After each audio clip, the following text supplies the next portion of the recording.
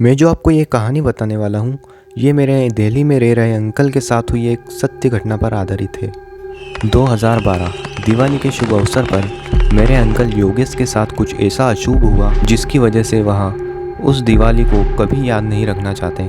पूरा दिल्ली दिवाली की रोशनी में चमक रहा था। योगेश ने अपने परिवार के साथ इस उत्सव को खूब जमकर सेलिब्रेट किया, पर उनको ऑफिस के काम से अर्जेंट कोटा जाना था। पर देर रात में 4 बजे की फ़्लाइट बुक थी। एयरपोर्ट पर जाने के लिए उन्हें सुनसान सड़क से होकर जाना था।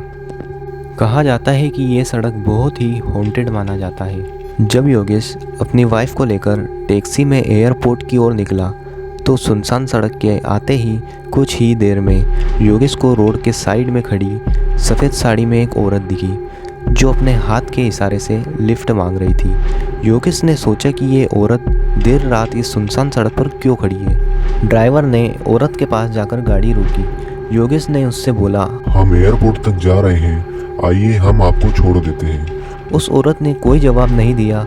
वो नीचे मुँह कर खड़ी थी और उसके खुले बालों से उसका पूरा चेहरा ढका हुआ था।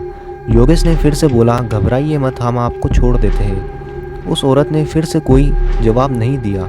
तभी साथ बैठी योगेश की वाइफ को एक अजीब सी घबराहट होने लगी और वो हाफते हाफते बोली, योगेश, योगेश, योगेश, चलो यहाँ से, प्लीज़ चलो। यहाँ से योगेश ने बगल में देखा तो उसकी वाइफ का चेहरा सफ़ेद पड़ गया था। उन्हें अब लगा कि ज़रूर कुछ गड़बड़ है और उन्होंने ड्राइवर को गाड़ी स्टार्ट करने के लिए बोला, पर वो ड्राइवर उस औरत की तरफ देख रहा था और उसे किसी भी चीज़ का होश नहीं था। तभी योगेश ने मुंह उठाकर उस औरत को देखा। उस औरत का भयानक चेहरा देखते ही ड्राइवर को ज़ोर से हिलाया और चीखा, ड्राइवर गाड़ी भगा।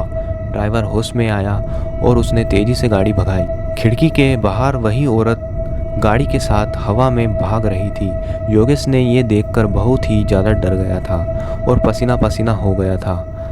योगेश की गाड़ी की स्पीड 100 किलोमीटर प्रति आवर से ऊपर होगी, लेकिन वो उनका पीछा ही नहीं छोड़ रही थी। सुनसान सड़क से बाहर निकलते ही उनकी गाड़ी का एक्सीडेंट हो गया। योगेश की आंख हॉस्पिटल में खुली। उनको पता हुआ कि उनकी वाइफ कोमा में चली गई और उस ड्राइवर की एक्सीडेंट होते ही मौत हो गई थी। करीब 4 महीने बाद उनकी वाइफ कोमा से बाहर निकली और अब वे दोनों अपनी नॉर्मल ज़िंदगी जीना शुरू किया। मगर उस दिन से आज तक योगेश दिवाली नहीं मनाते और उस सुनसान सड़क के आसपास भटकते भी नहीं।